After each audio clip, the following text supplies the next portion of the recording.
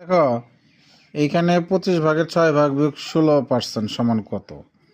এখানে বিষয়টা হলো কি যে যেহেতু অপশনগুলো সব শতাংশে দিছে মানে পার্সেন্ট পার্সেন্ট পার্সেন্ট, তাহলে আমরা এটাকে পার্সেন্ট বানিয়ে বিয়োগ করাই সুবিধাজনক হবে।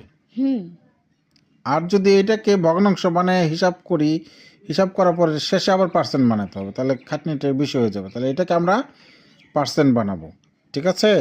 তারপরে আমরা হিসাব, তাহলে দেখো 6/25 এটাকে শতকরা বানাবো। শর্টকাট কি 100% দিয়ে গুণ। যে কোনো ভগ্নাংশকে 100% দিয়ে গুণ করা যায়, কারণ 100% মানে 1